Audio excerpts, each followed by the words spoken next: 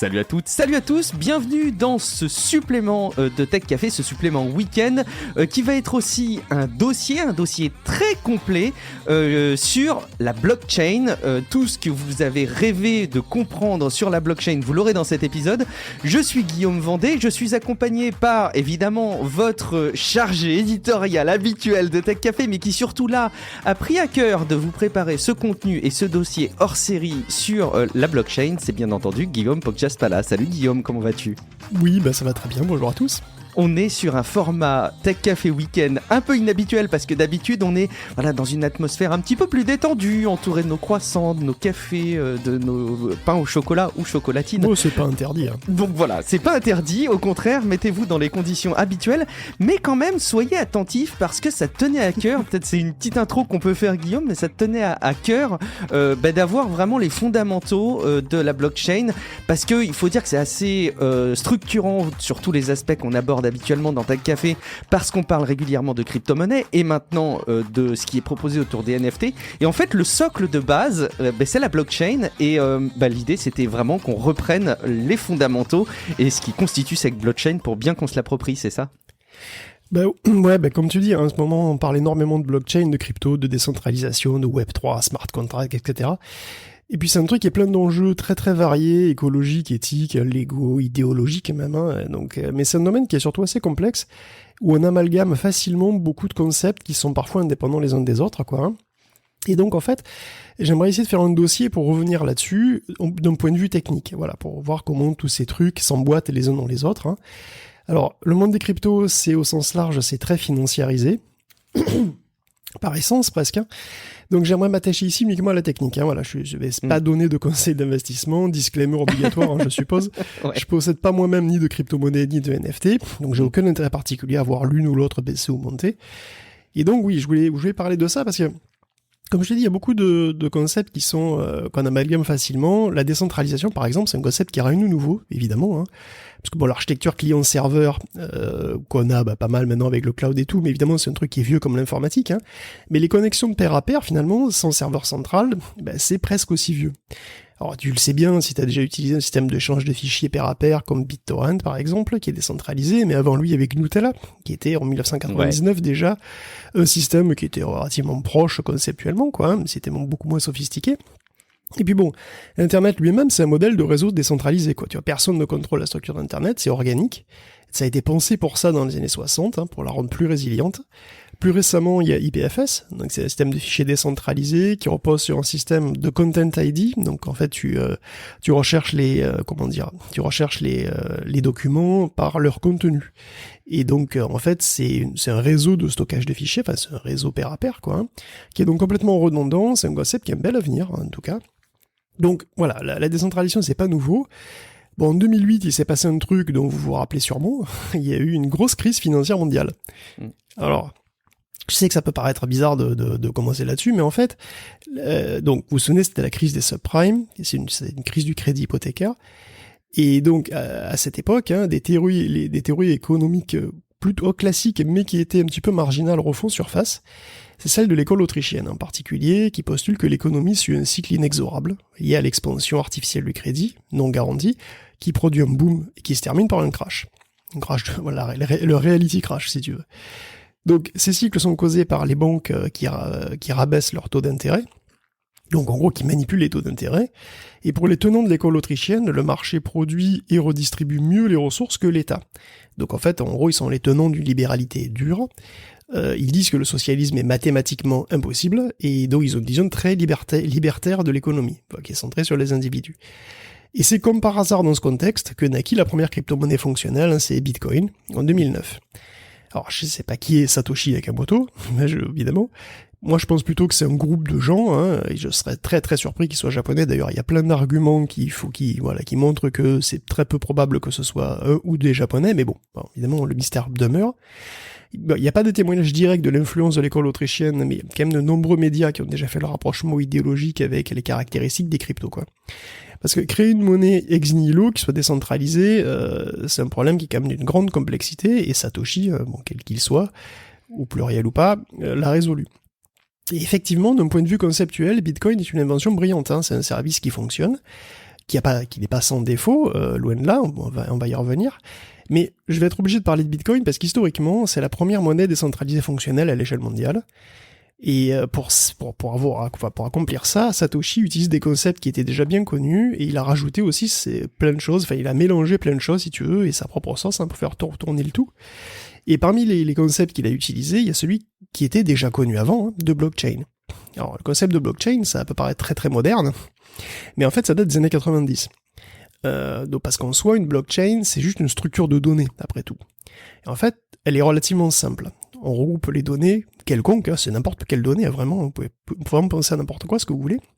Donc vous les regroupez sous forme de blocs, comme vous voulez, et ensuite on empile ces blocs en les liant les uns aux autres. Donc chaque bloc possède une signature, cette signature dépend de son contenu. Et chaque bloc contient une référence à la signature du bloc d'avant dans la chaîne. Un identifiant ? Est-ce que quand on parle de signature, est-ce qu'on peut simplifier en parlant d'identifiant ? Et forcément, c'est lié à son contenu, mais c'est juste pour la compréhension. C'est un hash, mais on va y revenir en fait. C'est-à-dire que c'est une signature qui dépend du contenu. Si tu changes le contenu ne serait-ce que d'une virgule, la signature change complètement. Donc c'est vraiment, les deux choses sont complètement liées. C'est la quand on fait un résumé, si tu veux. Quand on fait un checksum quelque part sur une application, on a cette même notion quelque part. C'est ça. On va reparler des hashes un petit peu plus en détail du coup après. Donc effectivement, donc cette histoire de chaque bloc contient une référence à la signature du bloc d'avant, c'est valable pour tous les blocs, sauf le premier bien entendu. Et ce bloc on l'appelle le bloc Genèse ou Genesis, donc c'est le premier bloc, n'est-ce pas ? Donc revenons là-dessus. Chaque bloc contient une référence à la signature de celui d'avant. Et sa propre signature dépend de son contenu. Donc, non seulement des données qu'il contient, mais aussi de la signature du bloc d'avant dans la chaîne, puisqu'il contient la signature du bloc d'avant. Et ça, c'est vrai pour tous les blocs. Donc, la signature du dernier bloc, elle dépend du contenu du bloc d'avant, qui dépend lui-même de celui d'avant, qui dépend lui-même de celui d'avant, et ainsi de suite. Du coup, si tu modifies un bloc au milieu, tu brises la chaîne. Parce que ça va changer la signature du bloc, qui va pas correspondre à celle qui est dans le bloc d'après, et la chaîne est corrompue, puisqu'après, tous les autres blocs doivent être modifiés. Donc, c'est évident à voir, en fait. Donc, la seule manière de rendre tout ça invisible, c'est de modifier tous les blocs suivants. Donc, ça veut dire qu'il faudra calculer toutes les signatures. D'accord ? Ouais, c'est très très clair. Je pense que d'ailleurs, le nom est assez explicite. C'est une chaîne de blocs. Et cette chaîne, si jamais on en casse une, ou si jamais il y a un bloc qui marche plus, forcément, c'est tout ce qui suit derrière qui est lié et qui peut plus tenir. Ça, c'est très clair. Donc, dans une blockchain, on ne peut pas modifier un bloc sans modifier tous les blocs qui suivent. C'est pour ça qu'on dit que la chaîne est résistante au changement. Donc, la modification, elle est coûteuse, et souvent, elle est même impossible. D'ailleurs, pour revenir à l'histoire de la blockchain, pour avoir une illustration de ça, le premier système de certification décentralisé date de 1995. C'est celui des objets trouvés du New York Times. Donc, il y a deux inventeurs, il y a Stuart Haber et Scott Stornetta, qui créent leur boîte qui s'appelle Shorty pour exploiter ce concept-là. Alors ce concept, c'est quoi ? Donc dans ce cas-là, on a le registre des objets trouvés. C'est lui qu'on veut sécuriser. On veut le rendre inaltérable. On veut pas que quelqu'un s'approprie un objet et puisse facilement modifier le registre pour que son vol passe inaperçu. L'idée, c'est alors de tenir un registre qui est conservé dans la société. Le registre lui-même, il n'est pas décentralisé. On est début 90, donc sur Internet, à cette époque, c'est pas vraiment une option. Donc il faut un registre papier, qu'ils le mettent à un endroit particulier, mais sous forme de blockchain. Donc c'est une blockchain papier, qu'ils ont un endroit particulier. Ensuite, pour sécuriser le tout, ils publient quotidiennement les signatures cryptographiques des blocs qu'on a écrits dans le registre. Pas toutes les données, Tous les objets qu'on va retrouver vont pas se retrouver dans le journal. Juste des suites de nombres et de lettres qui constituent les signatures des blocs. Pourquoi ils font ça ? Imaginons que quelqu'un modifie le registre chez Shorty. Donc vraiment dans la maison mère, voilà. Imaginons que même c'est un employé de Shorty. Imaginons que c'est le président de Shorty. Qu'est-ce qu'il peut faire ? Il peut changer un bloc. Il peut même changer toute la chaîne, finalement. On pourra calculer toutes les signatures, de tous les blocs qu'il faut. Mais les signatures des blocs ne correspondront plus aux signatures qui ont été publiées dans le journal. Si le président de Shorty veut vraiment que sa fraude passe inaperçue, ça veut dire qu'il va devoir aussi modifier toutes les signatures de tous les exemplaires de journaux parus depuis le moment où il a introduit la fraude. Ça me semble assez impossible, effectivement. Et oui, le New York Times, c'est 600 000 exemplaires par jour. Donc, c'est juste pas possible. Donc, en quelque sorte, le registre lui-même n'était pas décentralisé, il était quelque part, mais les signatures l'étaient. Donc, le concept, était déjà là, en fait, dès 1995. C'est génial. C'est génial parce que tu as en lien dans les notes de l'épisode l'article que tu as mis sur lemonde.fr, qui n'est pas un article payant et vous pouvez consulter tel quel. Et effectivement, il y a ces petits extraits papier qui montrent des clés comme ça. C'est assez magique de voir ça quelque part. Et oui, alors ces clés, justement, quand je parle de signature cryptographique, concrètement, on parle de fonction de hachage. Donc on dit le hash, donc H-A-S-H. Alors je suis sûr que beaucoup d'auditeurs savent déjà ce que c'est une fonction de hachage, mais on peut le rappeler. Oui. Une fonction de hachage, c'est donc en entrée, ça prend un message de longueur quelconque, et ça recrache un résultat de longueur fixe. Par exemple, 256 bits, soit 32 octets, hein, pour SHA 256, il y a ces 512 bits pour MD6, etc. Alors, c'est une fonction qui fait un résumé, en résumé. Donc, c'est une fonction qui doit avoir des propriétés particulières. D'abord, elle doit être à sens unique. Si on te donne 256 bits de signature pour une fonction SHA, on te dit, voilà, le SHA, c'est ça, ben, il n'est pas possible de construire facilement un message qui donne exactement cette signature. Okay. La fonction n'est pas inversible. Désolé. Sinon, par force brute, quoi. Hein. Donc, en essayant toutes les combinaisons possibles. Ce qui se révèle rapidement impossible en pratique. Les collisions doivent être rares aussi, c'est-à-dire que il doit être très improbable que deux messages différents tombent sur le même résultat en sortie. Donc le résultat d'une fonction de hachage, ça doit à peu près se comporter comme des nombres aléatoires. Même si la fonction est bien sûr totalement déterministe, hein, c'est pas du tout aléatoire. Mais si je prends le fichier de la Bible et que je donne son hash, parfaitement possible, hein, ça doit ressembler à un nombre aléatoire. Et si je change une virgule dans la Bible, ça doit donner un nombre qui est totalement différent. Donc le résultat d'une fonction de hachage, on l'appelle empreinte, on l'appelle les signatures, on l'appelle résumé, ça dépend du contexte parce que c'est utilisé dans énormément de contextes différents. Et bien sûr, étant donné une signature, mais il existe forcément une infinité de messages qui lui correspondent puisque le nombre de signatures est fini, tu vois, donc forcément. Mais bon, en pratique, voilà, SHA 256, c'est 2 puissance 256 résultats possibles. Donc ça fait 10 puissance 77 résultats possibles, en fait. Ça fait beaucoup trop de résultats différents possibles. Et d'ailleurs, bien peinard. La manière dont ça fonctionne, est-ce que, enfin, on va peut-être pas s'étaler parce que ce serait rentrer dans des détails, mais concrètement, c'est un script qui va récupérer chaque caractère et qui va le multiplier au suivant ou, de manière très sommaire. Comment ça marche, hein? J'imagine que c'est un petit peu comme ça. Bah, c'est une fonction, mathématique très, comment dire, ça empile des opérations très simples sur les bits en général. C'est-à-dire que tu prends les bits, tu les mélanges, tu fais des XOR, tu fais des décalages, tu fais des calculs qui sont relativement simples parce qu'on veut quand même que le hachage soit une opération qui soit relativement rapide à faire. Néanmoins, on fait des trucs et on mélange plein d'opérations différentes comme ça pour que ça soit extrêmement difficile de revenir au début. D'accord. Et bien entendu, c'est des opérations qui sont qui a priori ne sont pas inversibles. Donc voilà, faut voir ça comme des opérations simples, mais en grand nombre, qui sont un petit peu mélangées, qui mélangent un petit peu tout, quoi. D'accord. Voilà. Après, si vous voulez évidemment, sur Wikipédia, vous avez les vraies formules qui sont en général extrêmement complexes. On va pas évidemment entrer dans les détails.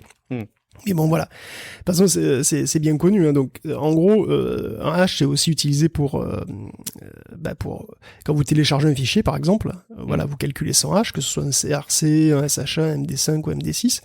Donc, vous calculez son hash, vous contrôlez avec celui qui est fourni par le site. Et s'il diffère, alors c'est certain qu'ils sont différents. Par contre, si les hash sont les mêmes, il est quasi certain que les fichiers sont identiques. Voilà. C'est une méthode qui sécurise un petit peu et qui vous garantit le fait que ce que vous avez téléchargé, c'est pas le fichier d'installation qui a été modifié, altéré, dans lequel il y aurait eu un code malveillant qui a été injecté, sauf à ce que le résultat du hash ait été lui-même modifié du côté de l'éditeur. Mais bon, là, ça, ça bien compliqué aussi. Mais bon, voilà. En tout cas, les fonctions de hash sont applications directes à la blockchain, donc, puisque ce sont elles qui vont donner les signatures des blocs. Donc, Bitcoin utilise énormément SHA 256, voire SHA 256 au carré. Et donc voilà, alors, bon, maintenant qu'on a ce truc-là, donc la blockchain en tant que telle, elle date un petit peu, mais en 2008, il y a quand même eu, donc d'une part l'idée de l'utiliser comme registre comptable, puis celle de la décentraliser complètement. Et pas juste partiellement, comme elle était avant dans le New York Times. Et bien sûr, c'est d'utiliser Internet, et puis pas les pages dans le journal. Donc, l'idée du registre comptable, ça ouvre la voie à tracer un historique de transactions, qui serait inviolable. Donc, comme le registre des objets trouvés avant lui, des transactions peuvent elles peuvent se faire en fait dans une monnaie qui est totalement abstraite, du coup. Donc en 2008, il y a BitTorrent, qui est une réalité depuis 6 ans. Donc le partage des données décentralisées existe déjà. Et donc on peut parfaitement envisager un réseau par paire d'ordinateurs qui se partagerait le fichier de la blockchain des transactions. Ça, du coup, c'est devenu techniquement très faisable. Donc les utilisateurs de la monnaie feraient des transactions qu'ils demanderaient au nœud du réseau d'enregistrer. Donc chaque nœud de ce réseau posséderait toute la chaîne, donc c'est-à-dire l'entièreté du registre, et agrégerait au fur et à mesure ces transactions. Donc elle les grouperait en blocs et ferait croître la chaîne un bloc à la fois. Mais là le problème c'est qu'il y a un os, parce que pour que la chaîne soit décentralisée, il faut que tous les nœuds soient à égalité. Donc ils aient tous la totalité de la blockchain et qu'ils participent tous à sa croissance. Donc parce que s'il y a un chef qui décide de quel bloc il faut ajouter, c'est plus décentralisé, puisqu'il y a un chef. Donc ces transactions sont envoyées en broadcast à travers tout le monde, à tout le monde entier, puisqu'il n'y a pas de centrale, donc chaque nœud va créer son bloc à lui et l'intégrer à sa propre chaîne locale. Donc à un moment, il faut bien que les nœuds se mettent d'accord. Oui, puis qu'ils vérifient s'ils ont bien le même résultat, quoi. C'est ça, il faut choisir une version de la nouvelle chaîne, et ensuite il faut la propager à travers tout le réseau, qui peut alors recommencer à intégrer un autre bloc, et ainsi de suite. Et c'est là que ça se complique, parce que se mettre d'accord, vous savez bien tous, c'est jamais simple de se mettre d'accord. C'est vrai aussi pour la blockchain. Et oui, la problématique du consensus, c'est-à-dire de se mettre d'accord, elle n'est pas nouvelle, elle est très complexe, surtout dans les réseaux pair à pair où la confiance n'existe pas. C'est dans les réseaux ouverts comme ça, il n'y a pas de confiance, tu sais pas à qui t'as affaire. Donc après, et puis bon, là on parle de pognon en plus. Je veux dire, un nœud qui participe au réseau Bitcoin peut avoir très envie de mettre un bloc dans la chaîne dans laquelle il va se donner 800 Bitcoins gratos. Oui. Donc sur un réseau pair à pair, on n'est jamais sûr de la fiabilité de ses partenaires. Donc ils peuvent être mal intentionnés ou faire juste des erreurs aussi, ça peut arriver. Ils peuvent disparaître parce qu'ils crashent, tout simplement. Il peut y avoir des bugs, ce genre de trucs. Alors cette problématique, c'est un truc qui est apparu bien avant la blockchain. En fait, c'est le problème très très large de la tolérance des pannes. Et en anglais, on appelle ça la Byzantine Fault Tolerance. Alors c'est un nom rigolo. C'est le problème des généraux byzantins. Donc c'est une métaphore très classique que vous connaissez peut-être, des généraux byzantins, bon pourquoi pas byzantins. Donc on imagine des généraux, donc byzantins, qui campent autour d'une ville assiégée, une ville ennemie. Donc ils ont des garnisons assez loin les unes des autres, et ils peuvent communiquer qu'à travers des messagers. Bon, à un moment, ils doivent prendre une décision concertée, celle d'attaquer ou de se retirer. Dans un cas comme dans l'autre, ils doivent se mettre d'accord, sinon ils vont se faire massacrer. Parce que s'ils agissent à un endroit dispersé, ils ont beaucoup plus de chances de se faire massacrer. Bon, il se peut qu'il y ait des traîtres parmi les généraux, et parmi les messagers aussi d'ailleurs. C'est pour ça qu'on différencie le problème d'ailleurs avec message oral ou message écrit. Mais le problème donc, c'est d'arriver à un consensus entre généraux, malgré les incertitudes sur la loyauté des uns et des autres. Donc, que les généraux soient des composants électroniques potentiellement défaillants, des nœuds d'un réseau qui cherchent à vous arnaquer, c'est pareil, il faut trouver un algorithme qui permet de prendre une décision, un algorithme de consensus. Et en fait, il en existe beaucoup. Ils sont différents selon le détail de la situation, ils ont leurs avantages et leurs inconvénients.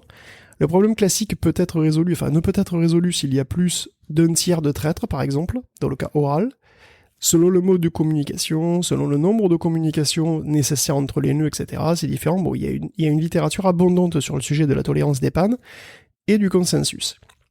Bon, quand on est Bitcoin, comment on fait ? Le problème des bitcoins, il est épineux. C'est un réseau qui est ouvert, qui n'a aucun leader. Et en 2008, il propose une solution qui est originale, appliquée à ce domaine-là, qui est la preuve de travail. Bon, c'est pas une nouveauté non plus. je l'avais. Si vous avez écouté le dernier Tech Café, vous savez que c'est pas si jeune que ça. En fait, c'est même encore plus vieux que ce que je dis dans l'épisode, puisque ça date de 1993. Et ça a été utilisé pour la première fois dans la lutte contre le spam. Et le déni de service aussi, et le Distributed Denial of Service. Donc, c'était quoi l'idée à l'époque ? C'était qu'un serveur mail, par exemple, n'accepterait de faire son boulot qu'après que le client ait apporté la preuve qu'il avait effectué un certain travail qui requérait un certain temps de calcul. Ok. Pourquoi ? Parce que du coup, une attaque de Denial of Service, par exemple, qui normalement envoie des millions de requêtes par seconde pour saturer le service, ça deviendrait extrêmement cher, puisque chaque requête doit se payer, entre guillemets, par un travail. Même si le travail n'est pas énorme en soi, le coût des abus, du coup, monte en flèche. De faire des millions de fois, il faut faire des millions de fois le travail. Donc, le terme lui-même preuve de travail, ou proof of work, abrégé donc POW, qu'on retrouve partout, terme qu'on retrouve partout, aujourd'hui. Donc, c'est un truc qui est apparu en 1999, le terme. Et le concept date de 93. Donc, le travail en question, c'est quoi ? C'est ce que tu veux, en fait. C'est un travail qui est complètement arbitraire. le travail à effectuer ne sert à rien en lui-même. Il doit juste avoir une propriété bien précise, le résultat doit être long à obtenir, mais ça doit être super facile à vérifier. C'est une heure de colle en fait. Tu donnes un exercice mathématique pendant une heure de colle pour résoudre une équation par exemple. Et puis par exemple, effectivement, c'est ça. Tu résous une équation du second degré. Bon, c'est pas si compliqué que ça. Enfin, donc c'est plus rapide à vérifier puisqu'il suffit de regarder si ça tombe sur 0 que à résoudre. Où il faut calculer les coefficients. Bon, c'est pas très compliqué, mais voilà, c'est cette idée-là. Et d'ailleurs, c'est là que reviennent en l'occurrence nos bonnes vieilles fonctions de hash qui sont idéales pour ça. Donc voyez plutôt, imaginons que je vous demande de trouver un nombre dont le SHA 256 commence par 0. A priori, c'est pas possible de le faire sans tester tous les nombres de plus en plus gros jusqu'à en trouver un qui colle. C'est long. Parce que il faut rappeler aussi que le résultat d'un hash, il est pas chronologique. Enfin, il va pas. C'est pas parce que tu changes quelque chose que forcément le résultat du hash il va augmenter. Donc tu es obligé de tester plein de solutions sans trop avoir idée de ce que ça va donner finalement. Voilà, tu peux pas prédire, rien n'est prédictif. Donc il faut le faire au pif. Par contre, toi, si tu le fais au pif, tu vas trouver une solution. Moi, de mon côté, quand tu me donnes le nombre, il suffit de calculer le SHA pour voir s'il commence bien par 0. Donc c'est très simple de vérifier que le travail a été fait. Et donc cette asymétrie, elle est fondamentale. C'est la base de la preuve de travail qui a été appliquée au consensus de Bitcoin en 2008. Donc comment ça marche pour Bitcoin ? Ça marche comme ça. Donc chaque nœud du réseau Bitcoin possède une certaine puissance de calcul.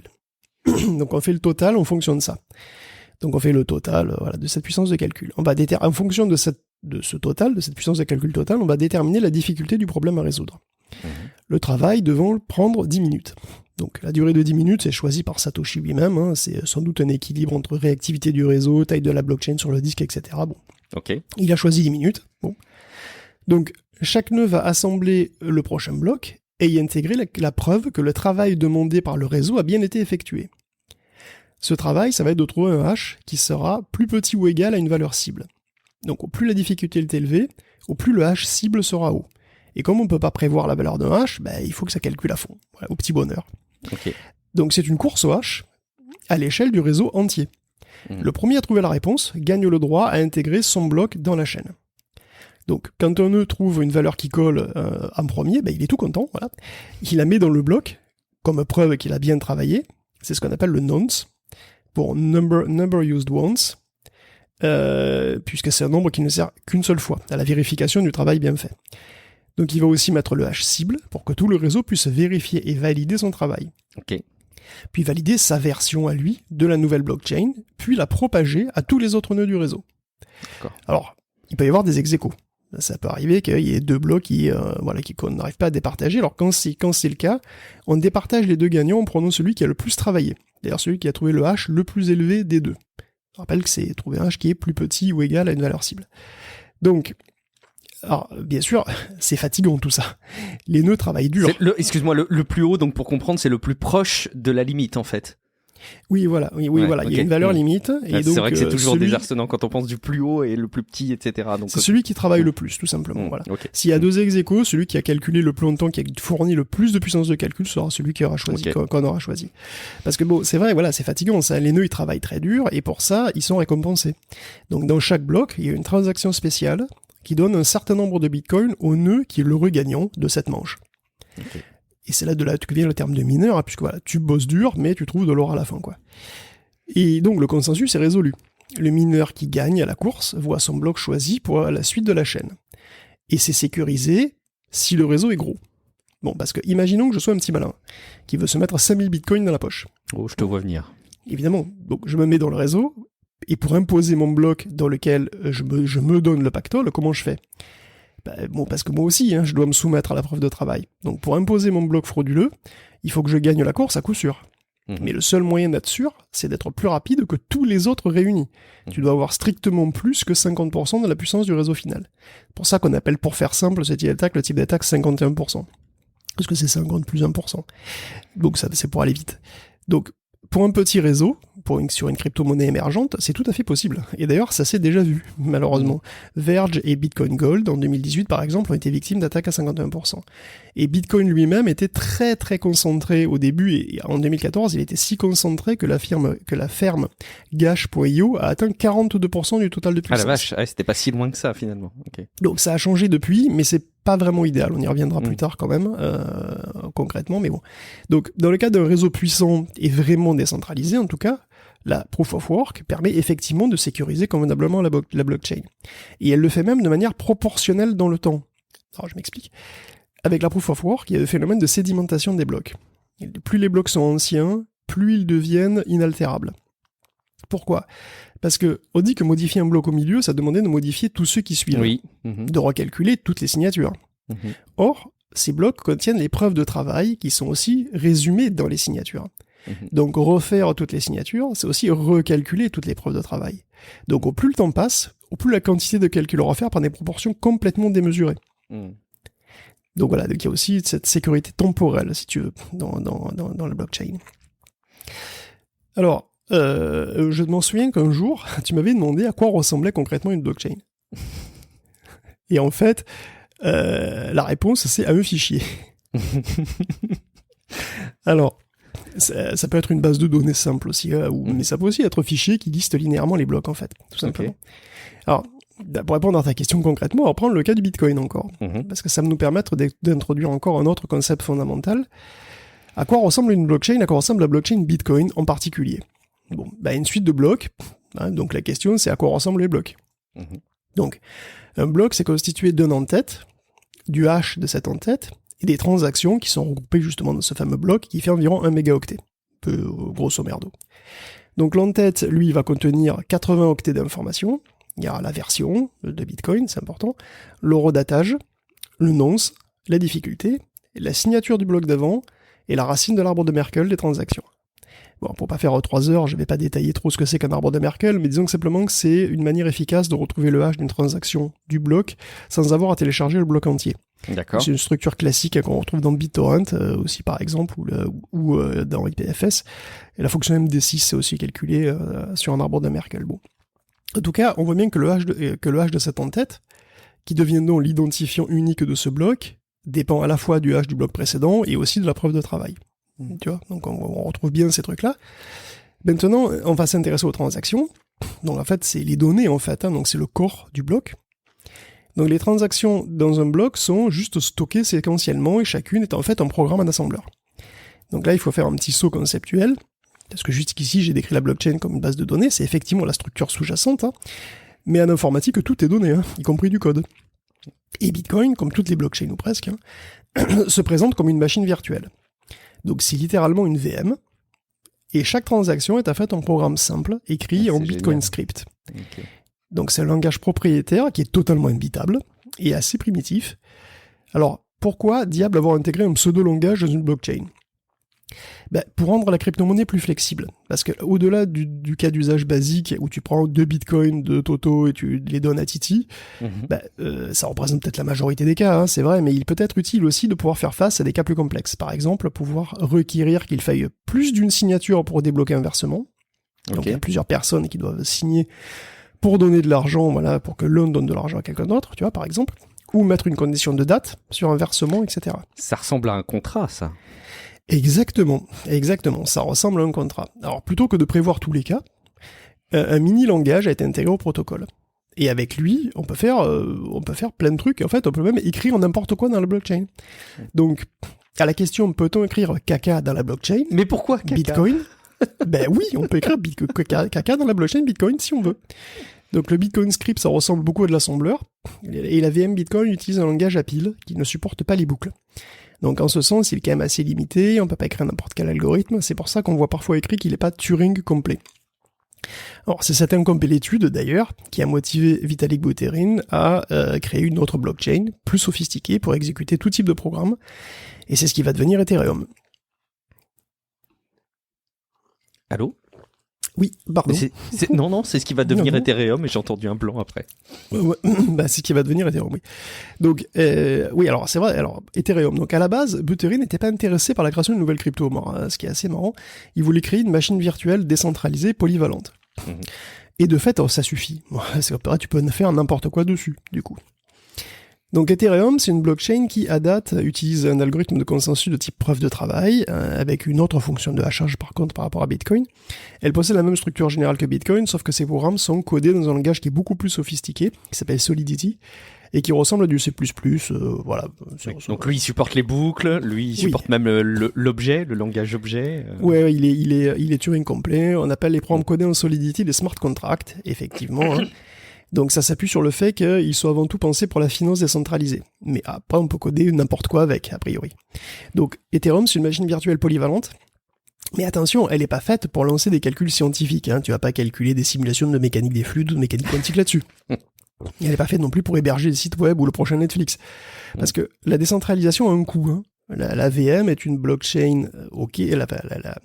La VM est une blockchain. Donc sa taille croît en permanence déjà. Et puis elle doit être dupliquée sur tous les nœuds du réseau. Et dans le cas d'Ethereum, il y en a plus de 11 000. Donc si tu passais Netflix sur Ethereum, tu vois, chaque changement doit être appliqué 11 000 fois. T'imagines la taille? La blockchain Ethereum dépasse déjà aujourd'hui le teraoctet, au passage. Et donc, au passage, d'ailleurs, aussi, vous pouvez rien éliminer de la blockchain. Donc, imaginez si vous perdez le droit d'un show, c'est la panique. De même, les smart contracts sont exécutés par les nœuds. Et chaque résultat doit être propagé sur tout le réseau dans le monde entier. Donc, avec l'overhead de la preuve de travail. Donc, ça fait de la latence, tout ça. Donc, voilà. La blockchain, ça apporte son lot d'avantages et de qualités spécifiques, mais ça a un coût. Et c'est loin d'être gratuit. Donc, la blockchain Ethereum, elle n'est pas faite pour exécuter des applications lourdes. Elle n'est pas faite pour stocker de gros volumes de données. C'est pas sa fonction. Pour stocker de gros volumes de données, il y a IPFS par exemple. Il y a d'autres types de solutions, tu vois. Donc il faut pas tout confondre en fait. Tu vas pas.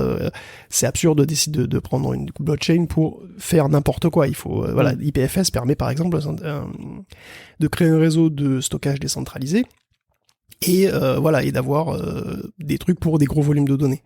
Bon, les smart contracts, ils visent plutôt les produits financiers. Les applis légères, il y a déjà de quoi faire évidemment. Et donc quand je dis produits financiers, les crypto-monnaies, bien sûr. Parce que les crypto-monnaies, parce que je dis bien des crypto-monnaies, parce qu'en fait, les Ethers, qui sont la monnaie par défaut d'Ethereum, et qui permettent d'ailleurs de monétiser la puissance de calcul de la VM, c'est une des crypto-monnaies qui est supportée par la blockchain Ethereum, en fait, parce qu'il y en a plusieurs. Et oui, comme les smart contracts sont des programmes qui peuvent faire n'importe quel calcul, et qui sont même susceptibles de bugger d'ailleurs, et d'entrer dans des boucles infinies, leur exécution n'est pas gratuite. Elle doit être payée en gaz. Donc en essence, en quelque sorte. Et cette essence, en fait, c'est une fraction d'Ether. Donc il faut payer pour voir son code exécuté. Que ce soit une simple transaction, ou un truc plus compliqué comme Axie Infinity, c'est pareil. Il y a une commission qui rémunère les nœuds qui font le boulot, et qui permet de réguler tout ça. Mais en fait, les Ethers sont donc pas la seule crypto basée sur Ethereum. Tu vois, il y a aussi, donc il y a Tether, il y a le token Binance, il y a le Shiba Inu, il y a le BAT, le Basic Attention Token, qui est utilisé par Brave pour son écosystème publicitaire. Il y en a des dizaines. D'ailleurs, allez vous voir vous-même sur Etherscan, c'est facile, vous allez voir le nombre de tokens qu'il y a. Parce que, en fait, créer un token, donc un jeton sur Ethereum, c'est juste un smart contract d'un modèle particulier. Comme c'est une demande courante, il y a des modèles, en fait, des modèles officiels. Là, pour un token, c'est l'ERC20. Donc ERC, ça veut dire Ethereum Request for Comment. ERC20, ça va définir un cahier des charges pour créer un token sur la machine Ethereum. Donc en gros, ERC20 définit une crypto standard, semblable à Bitcoin ou autre. Donc ils peuvent être envoyés ou reçus. La seule différence, c'est qu'ils utilisent la blockchain Ethereum. C'est juste une possibilité parmi d'autres. Il y en a d'autres, et une possibilité dont on entend énormément parler en ce moment, c'est un nom de code, et ce nom de code, c'est ERC721. Pourquoi, à ton avis? Aucune idée. ERC721, c'est un modèle de token unique. Ils ne sont pas échangeables entre eux. Et oui, c'est un NFT. C'est les fameux NFT, très bien. Oui. Donc les NFT, vous savez, bien sûr, depuis le temps, ça veut dire non-fungible tokens, c'est-à-dire des jetons non fongibles, par opposition à ceux qui sont fongibles. Donc un Bitcoin, c'est un token fongible. Donc on parle d'un Bitcoin, mais on ne parle pas de ce Bitcoin. Tu vois. Les Bitcoins sont interchangeables, ils n'ont pas d'individualité. Par opposition, un NFT, c'est un jeton unique. Il n'est pas interchangeable avec un autre. Donc après, tu peux penser à des euros pour des jetons fongibles. Et puis tu peux penser à la médaille de champion de ski 94 d'Albertville, tu vois, pour un jeton non fongible. Bon. Je trouve que l'image est plutôt parlante, c'est bien, c'est clair. Donc un NFT peut être acheté, revendu, il peut exister en un seul exemplaire ou en 2000 exemplaires. Il peut contenir des conditions en fonction de son âge, il peut contenir plus ou moins de données. C'est extrêmement large, parce qu'un NFT, Ça peut être n'importe quoi, hein. Ça peut être l'acte de propriété de ta maison, ça peut caractériser ton personnage de MMORPG, ça peut caractériser un Pokémon rare, ce que tu veux. En fait, on désigne vraiment ce qu'on veut, c'est un outil, quoi. C'est un outil. L'avantage d'avoir son personnage de RPG sur une blockchain n'est pas forcément évident selon le cas d'usage. Si ton perso il bouge pas du jeu où il est carrément nul. Ça devient intéressant si par exemple ça permet de transférer ton personnage d'un jeu à un autre. Par exemple, on peut imaginer un personnage de MMO qui ferme. Normalement, ton perso est perdu avec le serveur de l'éditeur, tu vois. Mais s'il est sur une blockchain, il y restera. Enfin, au moins autant que la blockchain existe. Donc, si un jour le MMO revient, qu'il est, tu vois, par un autre éditeur, ou qu'il est remis en place par des fans, ben, ou que sais-je, hein, ton personnage, il peut revenir. Puisqu'il est dans la blockchain, ton personnage peut revivre. Tu vois, de même, un perso pourrait être transféré d'un jeu à un autre, sans que les éditeurs des jeux n'aient à lever le petit doigt, ni même à le savoir, en fait. Les possibilités d'interopérabilité avec la blockchain sont assez prometteuses, la durabilité que ça implique aussi. Après, c'est pas gratuit. Parce que créer un NFT, on dit le minter, ça implique de payer une commission au mineur qui crée le bloc dans lequel il est. Commission qui peut être élevée, d'ailleurs, on va y revenir un petit peu plus tard. Donc, dans le futur, ce genre de choses viendra peut-être. Disons que c'est pas encore forcément ce qui nous est proposé aujourd'hui quand on voit passer des NFT, qui sont, voilà, ils sont pas forcément très... Bon, je vais pas m'étendre sur les usages qui peuvent être discutables des NFT en ce moment qui sont légion. On peut juste dire que si un NFT peut être utile et contenir des données précieuses ou sérieuses ou servir de validation pour des trucs sérieux, un NFT peut tout aussi bien être parfaitement inutile et parfaitement vide. C'est-à-dire, le fait que j'écrive caca dans une blockchain ne rend ni l'acte ni le cas plus intéressant, tu vois, ou plus précieux. Un NFT qui consiste en un smart contract de 3 lignes avec un URL vers un GIF n'a pas énormément d'intérêt. Bon, alors après, c'est pas vrai non plus pour les NFT dans le cas général. Un NFT, c'est un outil, et au-delà des NFT, il y a tout un univers, celui des DApps, qui s'ouvrent, c'est-à-dire des applications décentralisées, des apps, decentralized apps. Voilà. Donc c'est des applications qui tournent pour tout ou partie sur la blockchain Ethereum ou sur une autre. Parce qu'il y en a beaucoup, évidemment. Alors, il y en a beaucoup, alors là on a parlé de Bitcoin et d'Ethereum, hein, donc, mais qu'est-ce que c'est Bitcoin et Ethereum si c'est pas des logiciels? Bon, comme tous les logiciels, ils se mettent à jour, ils évoluent, ils peuvent avoir des bugs, etc. Et comme dans toute base de code, il peut y avoir des forks. C'est un phénomène qui est archi courant, hein. La base de code est dupliquée, modifiée pour poser les bases d'un autre projet. Donc, comme dans toutes les, comme partout. Alors, des projets d'autres crypto-monnaies basées sur Bitcoin, comme par exemple Litecoin, né en 2011, ou le Peercoin, qui partage aussi pas mal de code avec Bitcoin, il y en a aujourd'hui beaucoup. Il y en avait donc déjà, tu vois, dès, 2 ans après la sortie, il y avait déjà des forks. Alors, ce sont des projets distincts, mais il peut aussi y avoir des forks qui sont provoqués par le mode de gouvernance. Donc Litecoin, ils ont choisi, hein, mais après, il y a aussi eu l'histoire, déjà, du Bitcoin. Donc c'est des forks qui interviennent lors d'un contentieux entre les nœuds du réseau. Donc, par exemple, en 2017, les développeurs ont proposé d'intégrer une mise à jour dans le code de Bitcoin qui s'appelait SegWit, pour Segregated Witness. Donc ici, les témoins sont les signatures des transactions, leur ségrégation, en fait, les déplace dans une base de données séparée. C'est ça que ça veut dire, Segregated Witness. Donc c'est un changement majeur, puisque la structure de données même des transactions s'en trouve modifiée. Donc il y a beaucoup de gens qui s'y sont opposés, ça complique pas mal le code. Donc il y a beaucoup de mineurs qui l'ont rejeté, et ils ont ainsi créé 2 versions de la blockchain Bitcoin. La chaîne avec SegWit, qui est devenue Bitcoin Core, et la chaîne, donc la version 100, qui est devenue Bitcoin Cash. Et donc du jour au lendemain, les possesseurs de Bitcoin se sont retrouvés avec autant de Bitcoin Cash que de Bitcoin Core, puisque les signatures sont les mêmes. Donc 2 fois plus de tokens, c'est cool. Mais après, évidemment, le marché s'ajuste. Donc c'est pas forcément pour ça que t'es 2 fois plus riche pour de bon. Ce serait trop facile. Évidemment. Alors des forks de Bitcoin comme ça, il y en a plein. Il y a le Bitcoin Gold, il y a le Bitcoin Diamond. Ils ont chacun leur raison. Bitcoin Gold, par exemple, donc il est passé à un autre algorithme de hachage pour rendre le minage plus accessible et moins centralisé. Donc voilà, on a parlé des forks, on a aussi parlé des bugs, et donc forcément, hein, puisqu'il y a des bugs aussi, tu vois, donc c'est des logiciels qui gèrent la chaîne. Donc c'est des bugs qui peuvent résider dans les smart contracts, ça c'est possible, puisque ce sont des programmes, et qui peuvent aussi avoir des faiblesses. Et Ethereum en a fait les frais douloureusement en 2016, par exemple. Donc c'était l'épisode célèbre de The DAO, DAO, c'est Decentralized Autonomous Organization. Donc en fait, c'est un nom générique, mais à l'époque, il y avait une organisation qui s'appelait The DAO, qui est donc une organisation de financement participatif décentralisée. À l'époque, qui était gérée sur Ethereum. Donc elle n'était pas petite, il y avait 11 000 membres, et l'équivalent de près de 150 millions de budget. Donc les bénéficiaires recevaient de l'argent via un smart contract avec The DAO. Sauf qu'un bug dans un des contrats a permis à des petits malins de détourner 50 millions. C'est une paille. Une somme énorme, évidemment, et surtout, c'était à l'époque près de 5% des Ethers en circulation. Ah oui, ok. Et c'est sur une blockchain, on ne peut pas revenir en arrière, à moins de réécrire l'histoire. Et ce qui, devant l'énormité du détournement, a été décidé lors d'une élection. Mais tous les mineurs n'ont pas été d'accord. Ceux qui n'ont pas réécrit la blockchain ont de fait créé une nouvelle monnaie, qui s'appelle Ethereum classique, et les autres maintiennent l'Ethereum original, si on peut dire. Okay. Donc il y a deux versions de l'histoire. Une dans laquelle The DAO a été volé, et une dans laquelle ça n'est jamais arrivé. Ça pose une question d'ailleurs qui est assez unique. Enfin, c'est une question qui est assez marrante, c'est est-ce qu'il y a eu vraiment vol D'ailleurs, c'est assez rigolo de se poser la question en termes légaux, je suppose, mais bon. Donc voilà, c'est à partir de là, évidemment, il y a de nombreuses autres cryptos qui sont apparus, vous l'avez compris, et donc chacun a sa propre vision, ses avantages ou pas. Parce que parfois c'est des blagues, comme le Dogecoin. Évidemment. Le Dogecoin, né en 2013, c'est le logo, c'est un mème, c'est le fameux Shiba Inu. C'est un clone, c'est lui-même un clone en fait, c'est un clone de Lucky Coin, qui est lui-même basé sur Litecoin. Donc voilà, il n'avait pas vraiment l'ambition, mais bon, il n'y a pas d'ambition particulière, mais ça l'a pas empêché de parler de lui, quoi. Donc, il y a des monnaies, il y en a beaucoup, il y en a qui ont des buts précis, en particulier celui de créer des monnaies vraiment anonymes, parce que Bitcoin ne l'est pas, donc après tout ce qu'on a dit, je pense qu'il est clair que toutes les transactions Bitcoin jamais effectuées depuis les origines peuvent être tracées. Alors bien sûr, il n'y a pas ton nom et ton prénom clair dedans, mais ta signature de portefeuille est liée, et ce numéro, une fois associé à ton identité, d'une manière ou d'une autre, on peut savoir tous les échanges qu'il y a pu y avoir en lien avec cet identifiant.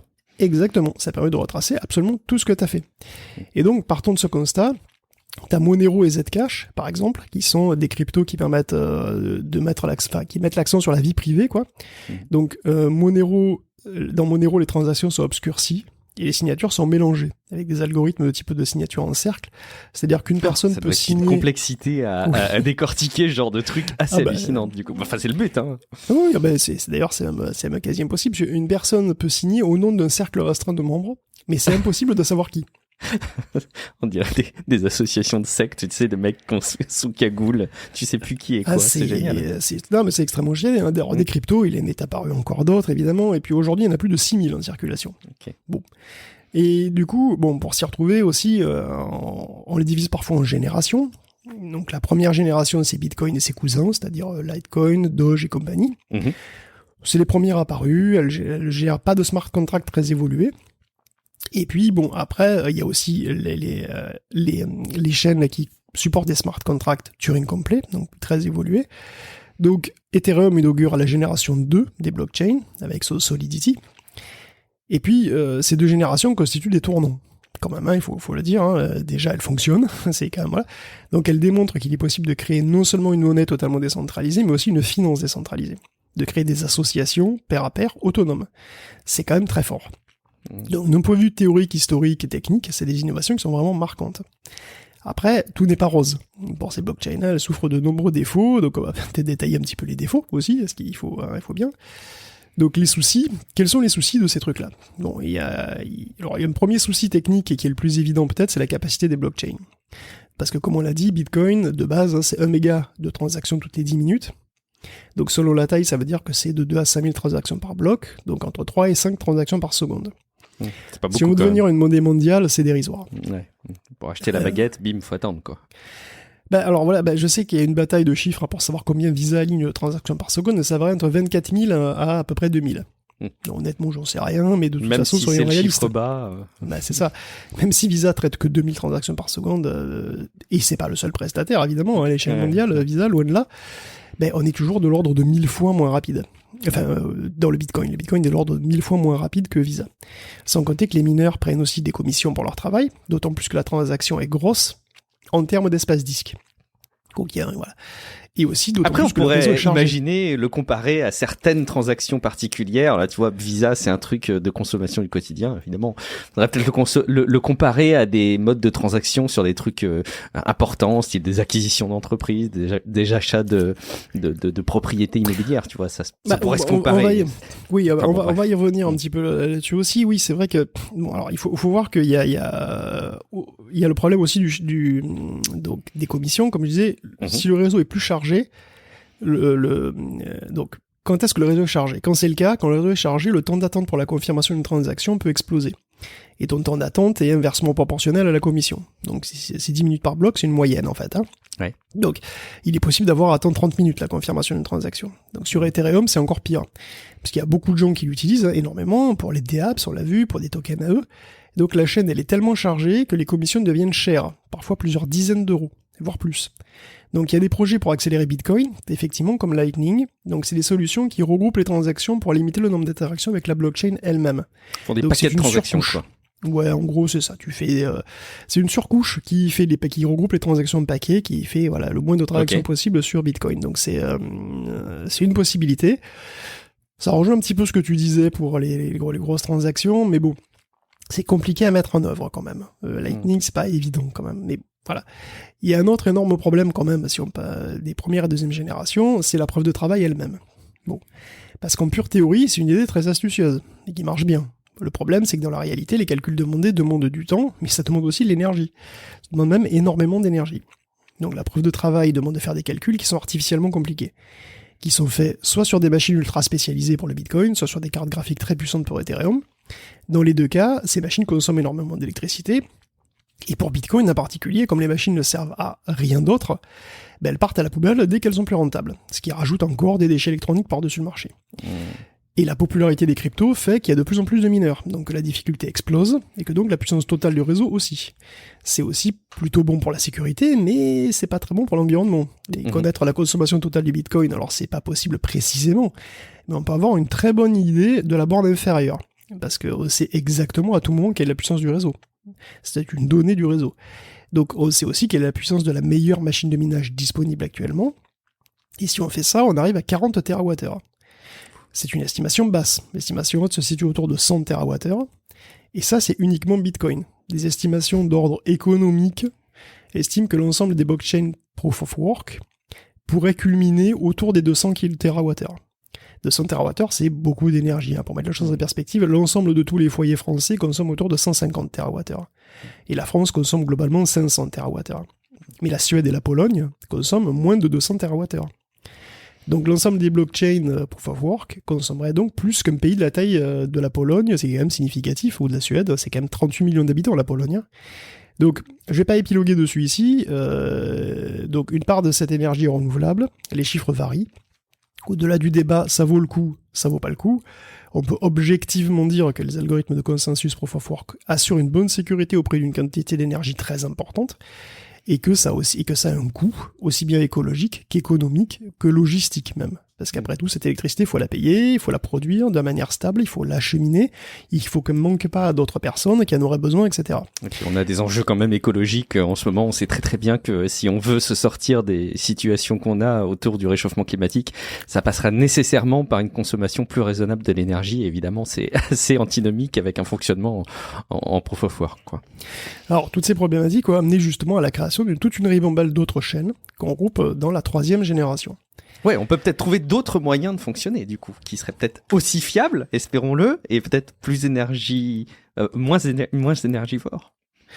Voilà, globalement, c'est le but de la 3e génération. Voilà. Donc le but de la 3e génération, c'est plus généralement d'optimiser les blockchains, de les rendre moins consommatrices en énergie. Alors, comment on va pouvoir remplacer cette preuve de travail? T'as expliqué tout à l'heure que c'est quand même bien pratique, quoi. Oui, on n'a pas fini. Donc en fait, oui, c'est vrai que voilà, pourquoi consommer tous ces terawatts si on peut faire 100 déjà?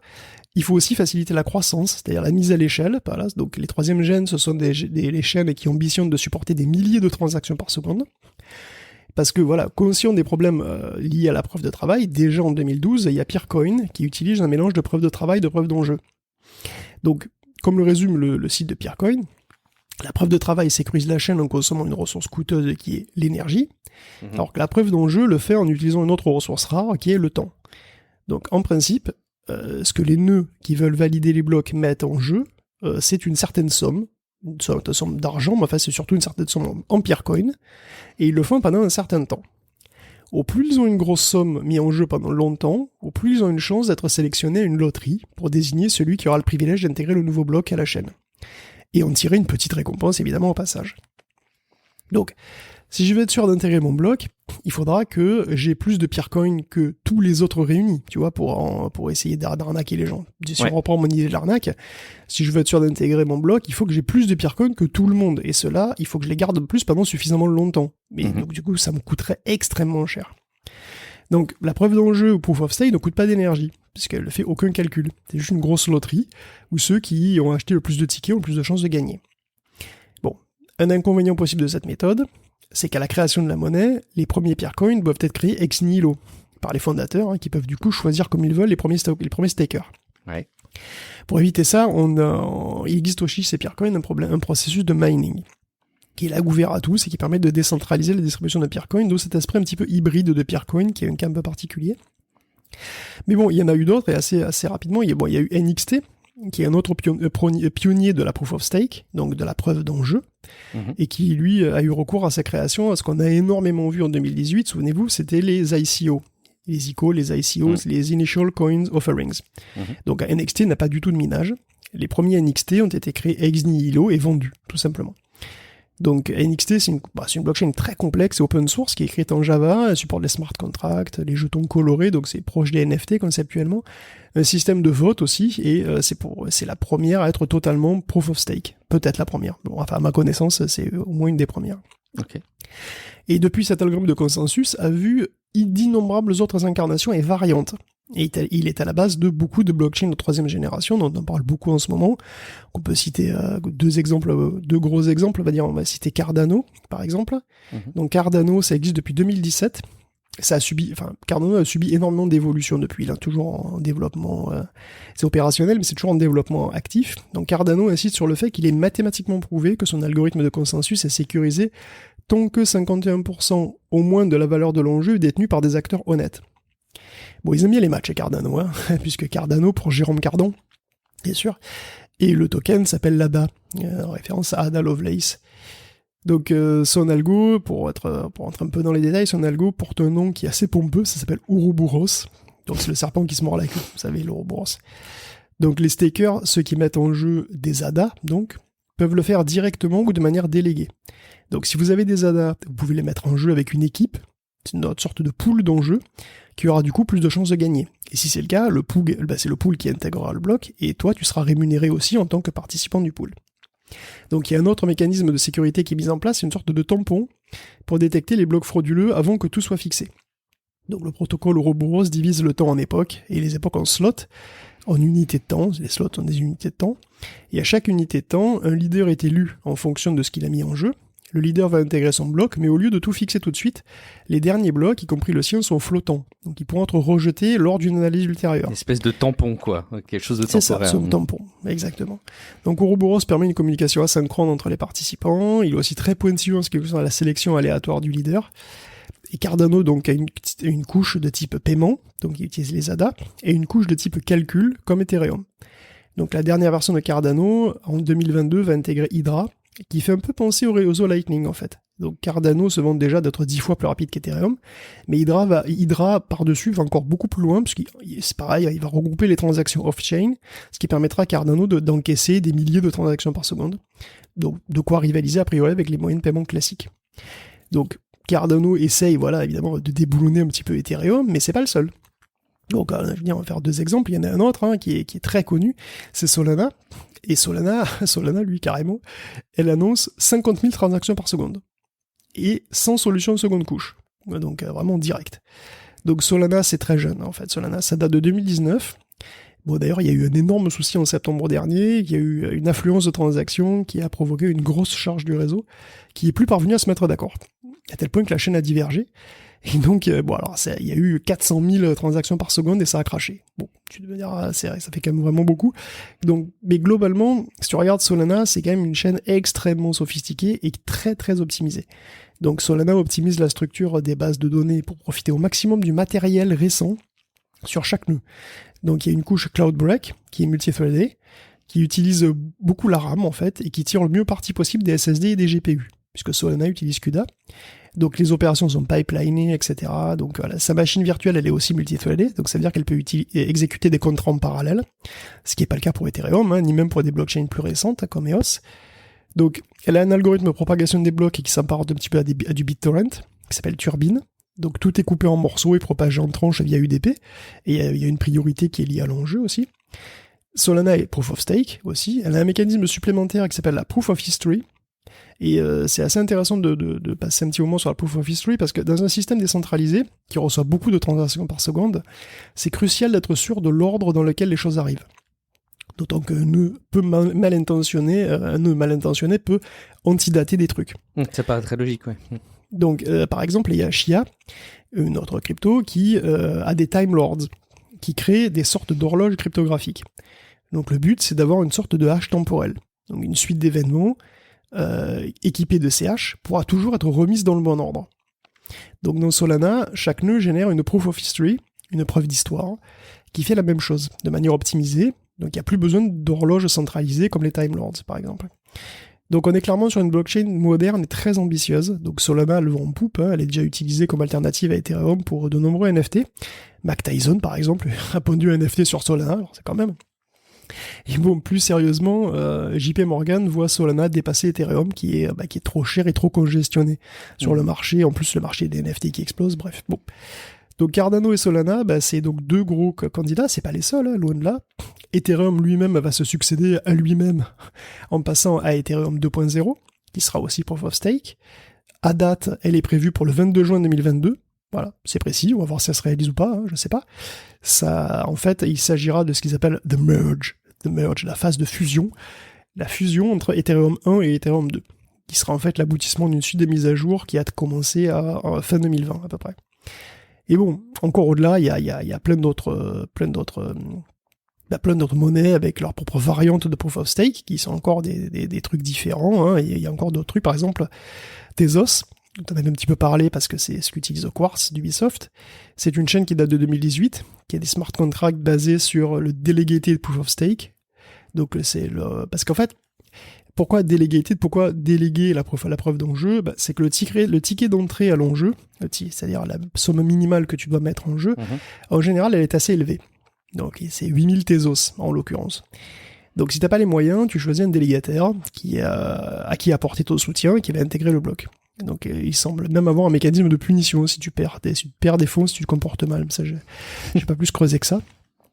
Et bon, on peut aussi parler de Chia, donc j'ai cité Chia. Donc Chia, qu'est-ce que c'est, hein, j'en ai déjà pas mal parlé, mais il a un consensus original, lui, qui est Proof of Space-Time. Concrètement, on précalcule le résultat d'une preuve de travail qu'on stocke sur le disque. Donc lorsque les épreuves sont choisies au hasard, on a d'autant plus de chances de gagner qu'on a les réponses stockées sur son disque dur. Donc essentiellement, on met en jeu son espace disque, où chaque plot, ou parcelle, comme il l'appelle ça, donne un billet de loterie. Et si on gagne, on intègre le bloc, on gagne 2 Chia. Voilà. Donc la sécurisation du réseau vient du fait que pour être sûr de gagner, je dois avoir plus d'espace disque que tout le monde réuni. Comme le réseau, il doit avoir 30 hexaoctets d'espace, bonne chance. Alors, Chia possède aussi des NFT, hein, il supporte les NFT, il supporte les smart contracts sur un langage qui, lui, est inspiré de Lisp. Donc c'est assez complet aussi, quoi. Il a donné lui-même naissance à une trentaine de forks qui démocratisent un petit peu cette idée de la Proof of Space-Time. Donc voilà, c'est un monde très très riche. Donc voilà, vous connaissez Proof of Work, Proof of Stake, Proof of Space-Time, Delegated Proof of Stake. Et il y en a encore d'autres. Bien sûr. Et en fait, je voudrais conclure sur les consensus parce que c'est quand même intéressant en regardant un cas particulier. Disons, un domaine particulier. Pourquoi ? Parce que c'est le cas du mobile coin. Le cas du mobile coin, c'est la monnaie qui est intégrée à Signal. C'est la crypto-monnaie qui est intégrée à Signal, on en avait parlé. Donc cette monnaie qui pourrait donc prendre son essor grâce à Signal, ou pas, j'en sais rien, mais en tous les cas, voilà, c'est une monnaie qui est intéressante parce que... alors, d'une part, on l'a dit, c'est une monnaie qui est complètement opaque, elle est comme Monero, donc ça pourra poser des problèmes réglementaires ou pas, mais ça, c'est pas le sujet ici. Mais c'est un cas intéressant parce qu'elle est basée sur une blockchain qui s'appelle Stellar, et qui est elle-même issue de Ripple, de la blockchain de Ripple. Ripple a été lancé en 2012. Et en fait, le concept de Ripple en tant que réseau de paiement est assez ancien, il date de 2004-2005, et en 2011, le développement de Ripple débute, proprement dit, avec Jed McCaleb. Et Jed McCaleb, il est connu parce qu'il a créé eDonkey. Et pour les plus jeunes, eDonkey, c'est un petit peu le BitTorrent des débuts des années 2000, tu te souviens? Excellent, oui, bien sûr. C'est un protocole... Il y avait Emule, etc. D'ailleurs, chez toute cette époque, bien sûr. Tout à fait. Donc c'est un équivalent un peu plus décentralisé, un petit peu plus centralisé, de Gnutella. Voilà, un autre grand nom de cette époque. Et donc, Ripple se concentre plus sur le transfert de fonds. Donc, il n'est pas envisagé comme une solution de paiement au quotidien. Ripple a une cible plus pro, donc des institutions financières, des banques, etc. Stellar est une version du protocole analogue à celui de Ripple, mais en open source. Parce que surtout Ripple est fermé, les validateurs de blocs sont présélectionnés. Non, c'est pas le cas de Stellar. Stellar est un réseau qui est ouvert à tous. Et du point de vue des clients, c'est aussi tourné plus vers les particuliers, les marchés émergents par rapport à Ripple. Et l'algorithme de consensus de Stellar, c'est le Federated Byzantine Agreement, ou FBA, et ce n'est ni de la Proof of Work, ni de la Proof of Stake. Et oui, c'est encore un truc différent, qui a ses avantages aussi et ses inconvénients. Alors, vous vous souvenez de cette histoire de généraux byzantins? Oui, tout à fait. Bon. Les camps autour, là, ils vont la capturer leur ville ou pas, là? Eh ben voilà, on sait pas, c'est là que vient ce nom, donc on pourrait traduire par accord des Byzantins fédérés. Donc on cherche un algorithme pour que les généraux trouvent un accord. Donc dans la solution classique de l'emporte, c'est possible de trouver un accord si au moins 2/3 des généraux sont loyaux. Ça, c'est dans le cas où les messages qu'ils échangent ne sont pas forcément fiables. Donc, en général, un algorithme de type Byzantine Agreement permet de mettre d'accord les généraux en les laissant échanger des messages entre eux. Et effectuer des votes, le cas échéant, voilà, c'est plus une loterie, ni une course, ça ressemble plus à une séance de négociation budgétaire à la Commission européenne. Oula. On discute, jusqu'à atteindre ce qu'on appelle un quorum, c'est-à-dire un nombre suffisant de membres qui se mettent d'accord pour valider la décision. Donc l'enjeu, c'est de trouver un moyen d'atteindre le consensus de manière fiable et relativement rapide, parce que le nombre de messages envoyés peut rapidement devenir énorme. Donc dans la solution non fédérée, d'ailleurs, tout le monde est impliqué et discute de tout avec tout le monde un certain temps, ça peut être long. D'ailleurs, la Commission européenne. Bon. En plus, pour avoir une majorité, il faut savoir précisément combien de gens participent, ce qui est difficile avec un système ouvert, où il y a des gens qui peuvent arriver, venir, repartir, etc. Donc l'idée du système fédéré, c'est de limiter le nombre de messages et de constituer un quorum dans un réseau dynamique en découpant le réseau en tranches de confiance, quelque part. Donc le principe est assez simple. Si tu me fais confiance, et que moi j'ai confiance en une autre personne, tu vas aussi avoir confiance en cette personne. Ok, mes amis, tes amis sont mes amis. C'est ça, la confiance se propage en quelque sorte. Donc si on revient au réseau Stellar, les nœuds sont regroupés en quorum slice, c'est-à-dire en tranches de quorum. Donc un nœud a confiance dans les autres nœuds de sa tranche, mais un nœud peut aussi être dans plusieurs tranches différentes, c'est-à-dire avoir la confiance de nœuds qui font partie de différents cercles d'amis, en quelque sorte. Donc comme la confiance se propage, on peut regrouper les tranches de quorum via les nœuds communs entre chacune. Si un nœud Guillaume fait partie à la fois d'une tranche de quorum Tech Café et d'une tranche de quorum Relife, alors les nœuds Relife et Tech Café se font tous confiance. D'accord. Et les tranches peuvent se regrouper en une tranche plus grosse. Donc, quand on parle d'un nœud et qu'on regroupe toutes les tranches de quorum comme ça, au maximum, jusqu'à ce que ça soit plus possible de faire mieux, on aboutit à un quorum complet. Alors vous allez me dire, du coup, des quorums peut y en avoir plein de différents, parce que ça dépend de comment le graphe est connecté, en fait. Et c'est vrai. Et c'est pour ça que le réseau Stellar doit respecter une condition particulière, qui est l'intersectionnalité, qui demande que deux quorums créés dans le réseau ont forcément au moins un nœud en commun. C'est-à-dire qu'ils se rencontrent, en fait, dans la chaîne de confiance. Du coup, il existe un quorum dans le réseau qui se met d'accord sur kebab. Enfin, s'il y en a un qui se met d'accord sur kebab dans le réseau, il n'y en a aucun autre qui peut se mettre d'accord sur pizza. Moi aussi, en plus, t'es dur parce que on enregistre en plus sur une heure de déjeuner, donc tu me donnes faim, Guillaume. Je sais, moi aussi. Alors, puisqu'un autre quorum contiendra forcément un autre nœud qui a voté kebab, sinon, tu vois. Donc, voilà. Donc, on trouve souvent dans la doc Stellar l'analogie avec Internet lui-même, puisque le principe d'Internet, c'est que on a des réseaux locaux, sur une entreprise par exemple, qui se connectent entre elles donc via des routeurs communs. Enfin, je veux dire, Samsung ne possède pas les câbles qui vont directement chez Google, tu vois. Pourtant, ils peuvent quand même communiquer. Ils passent par tout un tas de nœuds qui les interconnectent de manière indirecte. Donc, une fois que les nœuds sont fédérés, ils procèdent à des rounds de vote pour se mettre d'accord. Donc ils le font en 2 étapes, une pour nominer ce sur quoi on va se mettre d'accord, puis un vote de confirmation par quorum. Et il y a aussi sélection aléatoire de leaders pour réduire le nombre de transmissions. Bon, dans les détails, évidemment, c'est assez compliqué, mais il y a des théorèmes qui assurent que sous certaines conditions, le réseau est sécurisé si suffisamment de nœuds sont de bonne foi. Et aussi que le réseau arrive toujours à se décider, parce que c'est important que le réseau soit pas bloqué, quoi. Donc c'est loin d'être acquis, hein. Donc voilà, on pourrait, parce que là, on pourrait se retrouver à discuter, tu vois, perpétuellement sans trouver d'accord. Bon, je vais pas faire une autre forme d'analogie politique, mais voilà. Donc, si tu veux, il y a des théorèmes comme ça donc, comme tous les théorèmes, hein, il y a des conditions, ça donne des résultats. Donc, voilà, ça c'était le FBA, donc Federal Business Agreement, de MobileCoin, de Ripple et d'autres. Et rassurez-vous, c'est le dernier algo de consensus que je vais décrire. Mais il y en a d'autres, bien entendu. Et puis il va en arriver d'autres, évidemment. Alors pourquoi tant de diversité d'ailleurs parce que chacun possède des avantages et des inconvénients. Et qu'on n'a pas trouvé le fonctionnement parfait aujourd'hui. Il est souvent réputé impossible qu'une blockchain excelle à la fois en termes de décentralisation, de sécurité et d'efficacité. Je pense que tu as bien illustré pourquoi tout au long de ce dossier d'ailleurs. C'est 3 critères qui font qu'on appelle ça le trilemme des blockchains. Donc voilà, on dit dilemme pour 2 trucs, et on dit trilemme pour 3 trucs. Je note le mot. Pour le ressortir en dîner, ça peut être cool. N'est-ce pas ? Trilemme. Donc Bitcoin, par exemple, a des problèmes en termes de consommation électrique, de vitesse, de passage à une utilisation à très grande échelle. C'est un réseau ouvert, et si on regarde en termes de décentralisation pure, Bitcoin, oui c'est vrai que j'ai parlé de ça, en termes de décentralisation, voilà, est-ce que Bitcoin est un réseau aussi décentralisé que ça ? En octobre dernier, Fortune relayait que 10% des mineurs contrôlaient 90% de tout le minage, et que 0,1% contrôlaient 50%. Il suffit que les 10 se mettent un peu d'accord et ça... Alors ça représente 0,1% des fermes, ça représente 50 fermes. Donc pas 10, mais c'est franchement pas énorme, tu vois. Combien faudrait-il de fermes complices pour mener une attaque de 51% à l'heure actuelle ? Je sais pas, 60, 70, c'est vraiment pas énorme. C'est pas tant que ça, ouais, effectivement, lors de quelques dizaines. Donc la concentration des mineurs, elle est automatique avec la croissance énorme de la demande en calcul. Et ça met à mal la promesse de décentralisation, voire la sécurité du réseau. D'un autre côté, la preuve d'enjeu ne consomme pas d'énergie, pour son consensus. Enfin, virtuellement, évidemment, parce que je dis ça, mais il faut évidemment que les machines soient allumées, quand même. Hein, je veux dire, on s'entend. C'est un prérequis nécessaire qu'il faut souligner. On s'entend, c'est des serveurs, ils consomment comme des serveurs, mais ils font pas de calcul inutile, voilà, qui ne servent à rien d'autre que voilà. Donc, c'est aussi un protocole qui peut aller beaucoup plus vite, le Proof of Stake, regardez Solana. Mais de l'autre côté, ceux qui contrôlent le réseau sont aussi ceux qui ont mis en jeu le plus de jetons. Donc, ceux qui en ont le plus acheté lors d'une ICO, par exemple.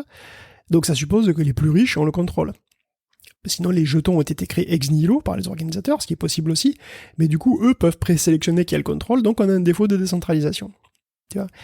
Donc, si on regarde les systèmes à base d'accords entre byzantins fédérés, comme Stellar, il existe un article de l'Institut supérieur coréen des sciences et technologies qui épluche Stellar en particulier et qui lui trouve des petites faiblesses. Donc selon eux, le réseau n'est pas forcément idéalement décentralisé. Il peut parfaitement tomber en panne si quelques nœuds sont retirés. Il y a des nœuds qui prennent naturellement une importance énorme, tu vois. Retirés d'une manière ou d'une autre, que ce soit de manière malveillante ou par une panne.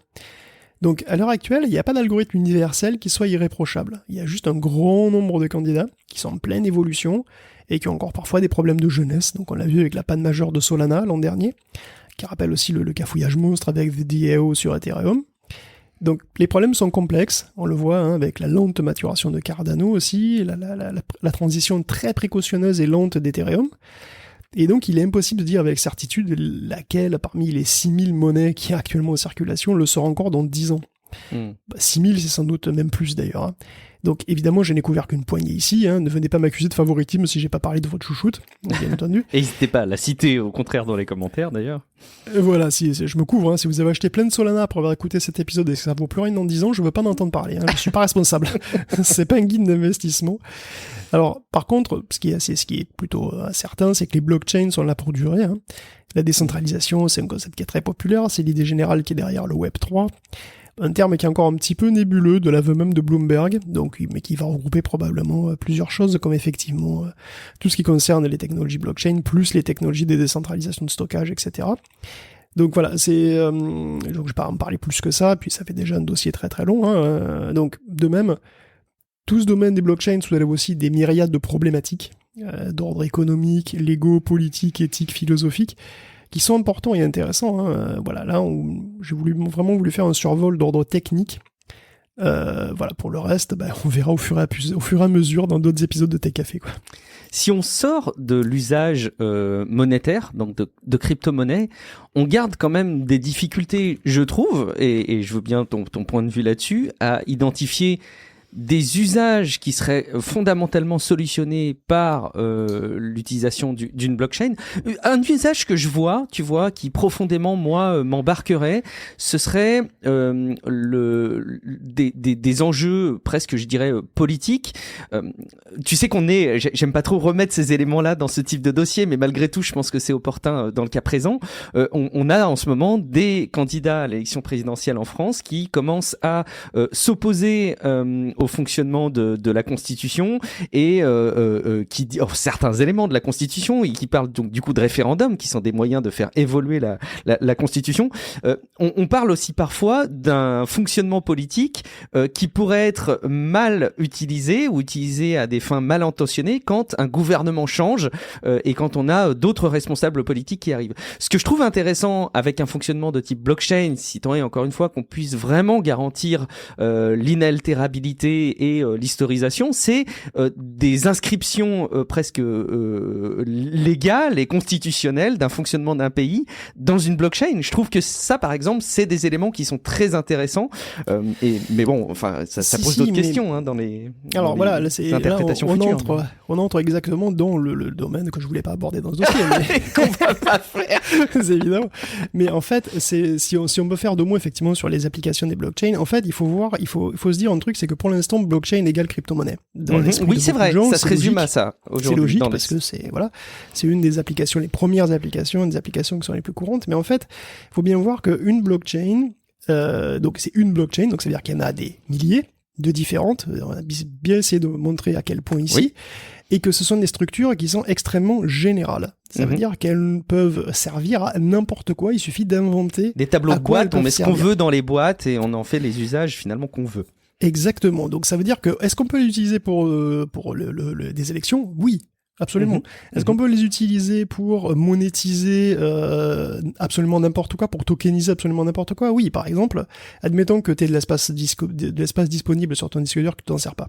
C'est pas mon cas là, je sature un petit peu ces derniers temps, mais admettons. C'est pas mon cas non plus, mais bon, admettons. Donc, admettons que ce soit ça, tu pourras très bien le mettre en location, et puis donc il y a des gens qui pourraient te rémunérer dans un token pour utiliser ton disque dur, par exemple, de manière totalement décentralisée. Puis c'est le principe de Filecoin, hein. J'invente rien, vous inquiétez pas. Et donc toi tu pourras utiliser ces tokens d'une autre manière, tu vois, donc soit monétairement, soit pour toi-même louer de l'espace quand tu en as besoin ailleurs. On pourrait penser à faire ça avec de la puissance de calcul aussi. Tu peux louer ta puissance de calcul, enfin des centres peuvent louer leur puissance de calcul, accumuler des jetons qui peuvent dépenser pour eux-mêmes utiliser de la puissance ou utiliser de la mémoire d'une manière ou d'une autre, tu vois. Il y a énormément de possibilités parce qu'en fait, ce sont des outils qui sont extrêmement généraux et surtout, ce sont des outils qui ont leur propre spécificité et qui sont pas à penser de manière unique. C'est-à-dire qu'une blockchain ne résout pas tous les problèmes, certainement pas. Elle résout une certaine classe de problèmes. C'est un outil très général qui résout une certaine classe de problèmes. Encore une fois, ça ne stocke pas des volumes monstrueux de données, il faut passer par d'autres trucs. J'ai parlé d'IPFS, mais il y a encore d'autres solutions. Donc, il faut voir ça comme un ensemble de nouvelles technologies qui sont les technologies décentralisées, c'est des trucs qui sont apparus petit à petit et qui se sont énormément sophistiqués. Quand tu regardes IPFS repose sur des technologies qui ont été développées par BitTorrent, par exemple, mais ça repose aussi sur Camellia. Donc si tu veux, c'est des protocoles qui sont apparus petit à petit et qui sont utilisés, font partie maintenant de la boîte à outils des algorithmes, des services qu'on peut mettre en place. Et après, c'est l'imagination qui prime, quoi, tu vois. C'est-à-dire, tu peux faire des conneries avec, tu peux faire des trucs horribles avec, est-ce que tu peux héberger du contenu illégal? Oui, pourquoi pas, mais ou pas. Enfin, tu vois, je pense qu'il faut vraiment le voir comme des choses très, très, très générales. C'est pour ça qu'à mon avis, ça va rester, tout simplement.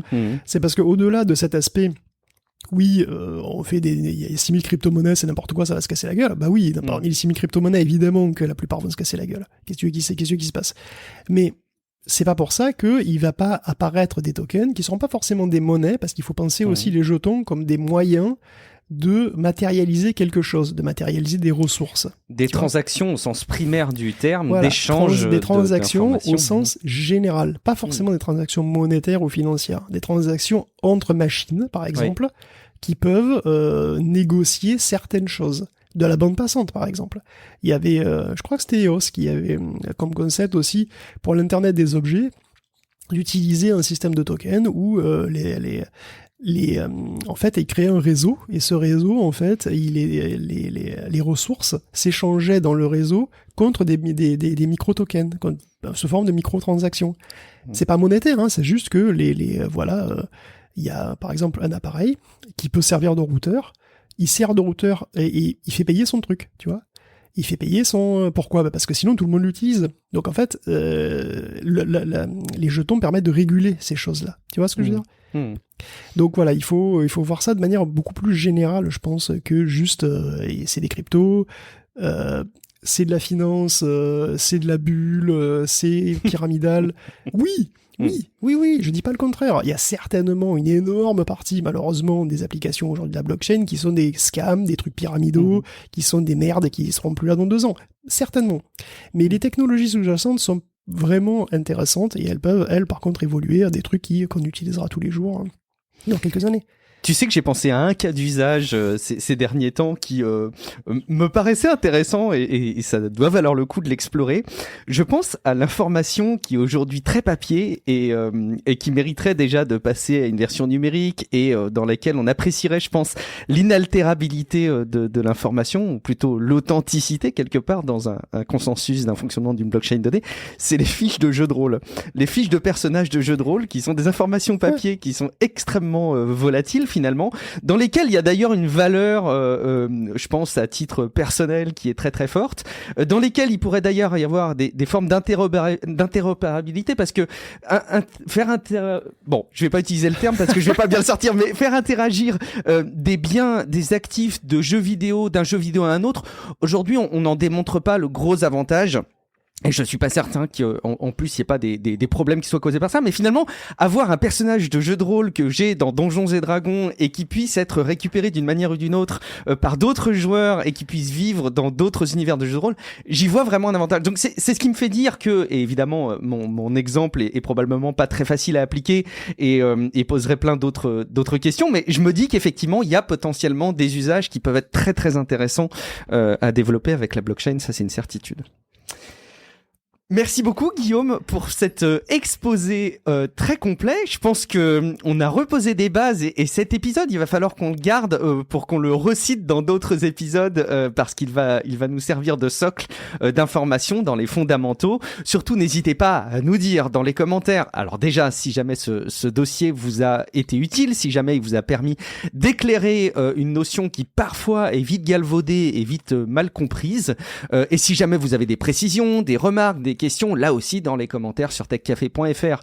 N'hésitez pas à nous le faire savoir. On a aussi un serveur Discord dont le lien figure dans les notes de l'épisode. Et puis en plus, peut-être, tiens, je laisse planer le doute, peut-être qu'on va pouvoir contacter Guillaume Poggiaspala pour lui poser des questions directement. Est-ce qu'on peut te retrouver quelque part, Guillaume ? Bah, ça dépend si vous avez le bon jeton ou pas. Ah, bah voilà. Écoute, et on nous fera des propositions dans les commentaires sur techcafé.fr pour savoir si on a le bon jeton. Merci beaucoup, Guillaume, pour cette préparation assez conséquente, mais qui méritait, à mon avis, le coup, qui valait le coup. Je suis, pour ma part, Guillaume Vendée. Vous me retrouvez sur guillaumevendée.fr une fois par semaine au moins dans Tech Café avec le résumé de l'actu tech de la semaine, assez régulièrement aussi dans Relife et un peu partout sur les réseaux sociaux. Merci beaucoup pour votre fidélité. On se donne rendez-vous dans quelques jours pour un prochain épisode de Tech Café. Ciao à toutes et à tous. Ciao à tous.